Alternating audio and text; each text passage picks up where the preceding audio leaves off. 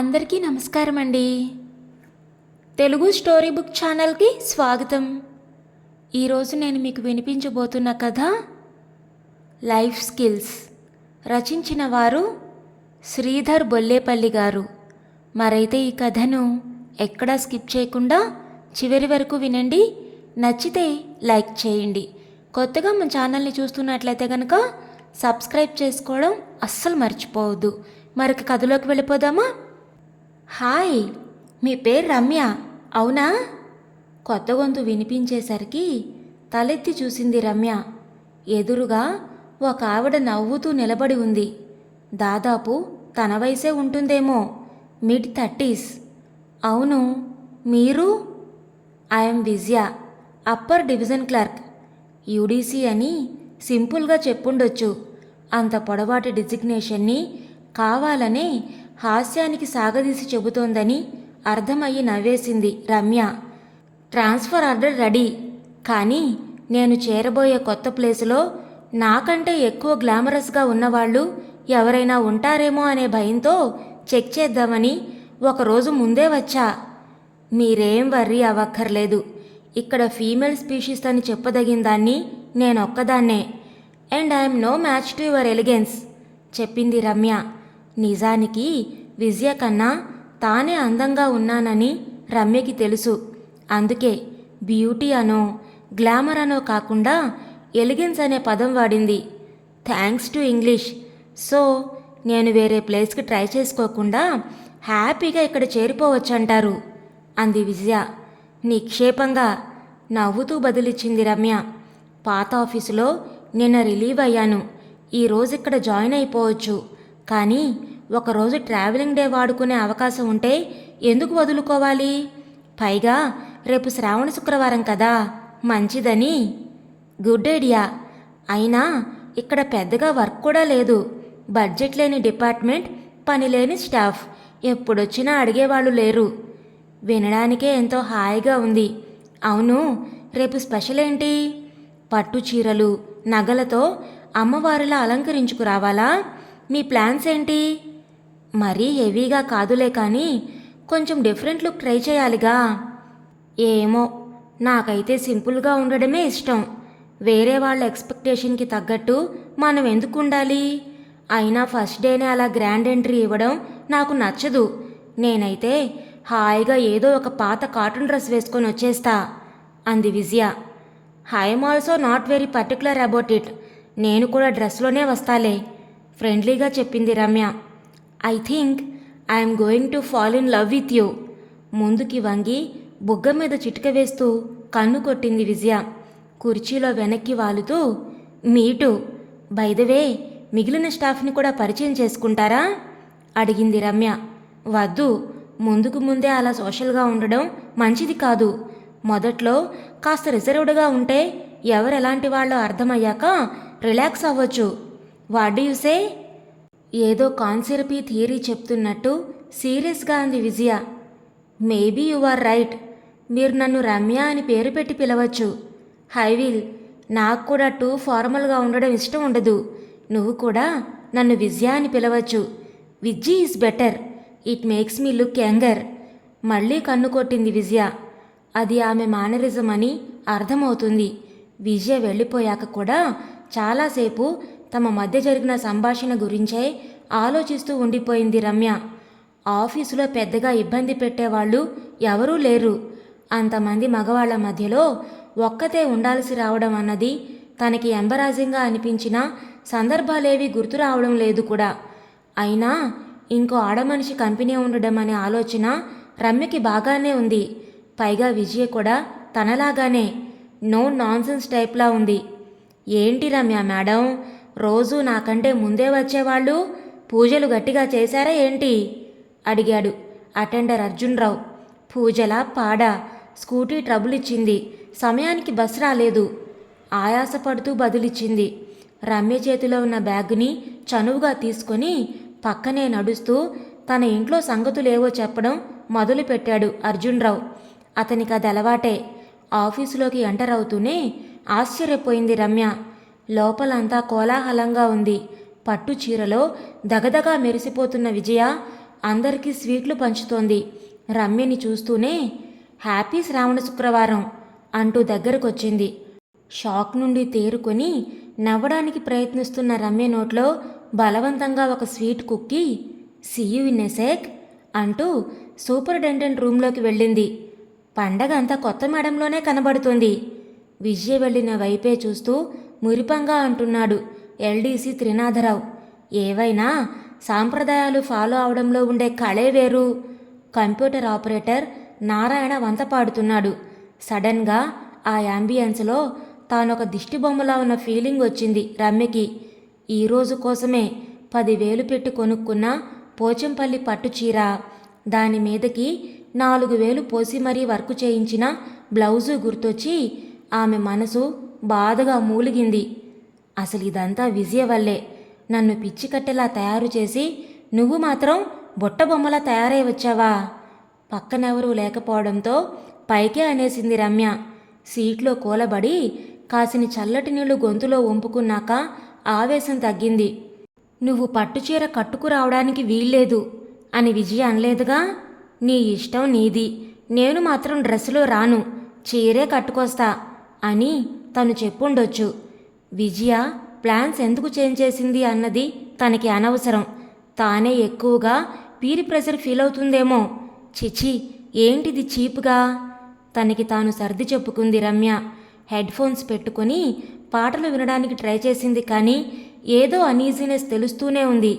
విజయ వచ్చి ఎక్స్ప్లెనేషన్ ఇస్తే గాని మనసు కుదుటపడేటట్టు లేదు. 30 గంట తర్వాత సూపరింటెండెంట్ రూంలో నుండి బయటకొచ్చింది విజయ. మిగిలిన స్వీట్లు తన టేబుల్ మీద పెట్టేసి కుర్చీని రమ్యకి దగ్గరగా లాక్కుంటూ, కొండావతి గారు చేసిన పని నాకేం నచ్చలేదు. ఈ విషయంలో ఆవిడదే తప్పు అని నా ఫీలింగ్ అంది. అసలు కొండావతి ఎవరు? ఆవిడ ఏం పని చేసింది? అది విజయకి ఎందుకు నచ్చలేదు? అర్థం కాలేదు రమ్యకి. అదే అడిగింది. నమ్మలేనట్టు అపనమ్మకంగా చూసింది విజయ. అదేంటి తెలియనట్లు మాట్లాడుతున్నావు? కొండావతి అంటే మన సూపరింటెండెంట్ గారి భార్య. చిన్నప్పుడు ఫ్రెండ్స్తో కలిసి పెట్టుకున్న వాట్సాప్ గ్రూప్లో ఈయన చాటింగ్ చేస్తున్నాడని గొడవ పెట్టుకుని వెళ్ళిపోయిందంటగా. చైల్డ్హుడ్ ఫ్రెండ్స్ విషయంలో మేల్ ఏంటి ఫీమేల్ ఏంటి అలా సస్పెక్ట్ చేయడం తప్పు కదా అంది విజయ. ఒక్కసారిగా అంత ఇన్ఫర్మేషన్ని ప్రాసెస్ చేయడానికి రమ్య బ్రెయిన్ సిద్ధంగా లేదు. అవును నీరసంగా బదులిచ్చింది. అవును అని చిన్నగా అంటావేంటి? ఈ రోజుల్లో కూడా అలాంటి నారో మైండెడ్ ఫెలోస్ ఉన్నారంటే అన్బిలీవబుల్. అయిందానికి కాని దానికి లేడీస్ అనుమానించడం వల్లే జెంట్స్ ఎక్స్ట్రా మ్యారిటల్ రిలేషన్స్ వైపు అట్రాక్ట్ అవుతారు కోపంగా చెప్పింది విజయ. సూపరింటెండెంట్ గారు అలా ఎవరికైనా ఆల్రెడీ అట్రాక్ట్ అయ్యారటనా? గబాల్న అనేసి నాలుగు కరుచుకుంది రమ్య. రమ్య మాటల్లో ఉన్న వెటకారం గమనించే స్థితిలో లేదు విజయ. ఏమో మరి, అవన్నీ మనకెందుకు? ఎదుటి వాళ్ళ పర్సనల్ మ్యాటర్స్ తెలుసుకోవాలన్న క్యూరియాసిటీ నాకుండదు మొదటి నుంచి అంది విజయ. బిల్డింగ్ పైకెక్కి దూకేస్తే బావుండనే ఆలోచన వచ్చింది రమ్యకి. క్యూరియాసిటీ లేకుండానే ఇంత సమాచారం సేకరించావా అని అడగాలనిపించింది, కానీ అది కష్టం మీద తమాయించుకుంది. ముందు డ్రెస్సే వేసుకొద్దామనుకున్నా, కానీ సాయంత్రం ఒక ఫంక్షన్కి వెళ్ళాలి, మళ్ళీ ఇంటికి రావడం దేనికి, డైరెక్ట్గా వెళ్ళిపోవచ్చు కదా అని. నువ్వేమీ ఫీల్ అవ్వలేదుగా అంది విజయ. చచా అదేం లేదు. డ్రెస్ కోడ్ గురించి మనం మాట్లాడుకున్న విషయం అసలు నాకు గుర్తే లేదు. నువ్వు చెప్పినా చెప్పకపోయినా నేను ఇలాగే వచ్చేదాన్ని. అబద్ధం ఆడింది. Thank God. ఇందాకటి నుంచి గిల్టీనెస్తో చచ్చిపోతున్నా. ఫంక్షను లేదు, నా బొందా లేదు. పొద్దున స్నానం చేసి బీరువా ఓపెన్ చేస్తే ఎదురుగా కొత్త చీర కనిపించింది. బుజ్జిముండా ఎంత ముద్దొచ్చిందో. టెంప్ట్ అయిపోయాను. నీకు కాల్ చేసి చెప్దాం అనుకున్నాలే, కానీ అప్పటికప్పుడు నీకు చీర రెడీగా ఉండాలిగా, అందుకే లైట్ తీసుకున్నా. నువ్వేం అనుకోవని నాకు తెలుసు. కంపెనీ దొరుకుతుందని నిన్న సాయంత్రం మురిసిపోయింది ఈ మనిషిని చూసేనా? మేడం, రేపు లంచ్ కాస్త లైట్గా తెచ్చుకోండి. నేను టీ స్నాక్స్ తెప్పిస్తాను. పొట్ట ఖాళీగా లేదు, తినలేమంటే కుదరదు చెప్పాడు కంప్యూటర్ ఆపరేటర్ నారాయణ. అలాగే. ఏంటి అకేషన్? అడిగింది రమ్య. మా అబ్బాయి పుట్టినరోజు మేడం. టీ స్నాక్స్తో సరిపెట్టడం ఏంటోయ్, గట్టిగా లంచ్ అరేంజ్ చేయాలి కానీ డిమాండ్ చేసింది విజయ.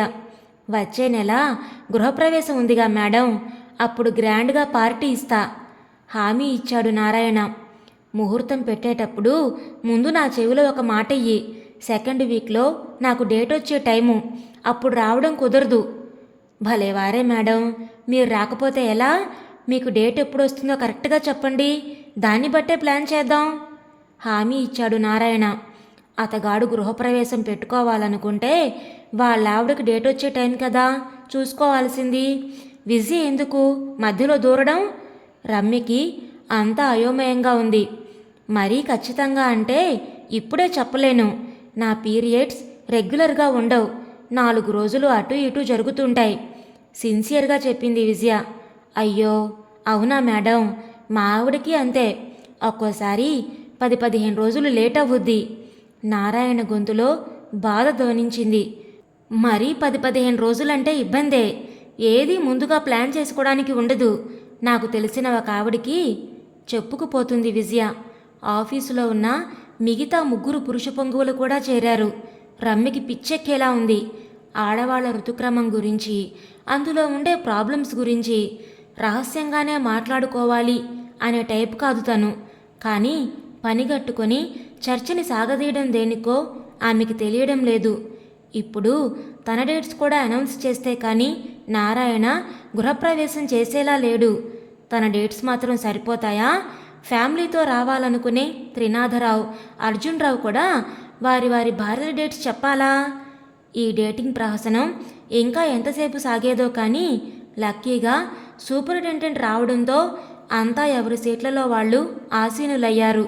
పెద్దయ్య గారిని అనుసరిస్తూ ఆయన క్యాబిన్లోకి వెళ్ళింది విజయ. నేనిలా అందరితో చనువుగా ఉండడం నీకు నచ్చట్లేదు కదూ? ఒకరోజు సడన్గా అడిగింది విజయ. ఇది మరీ బాగుంది. నువ్వెవరితో ఎలా ఉండాలనేది నీ చాయిస్.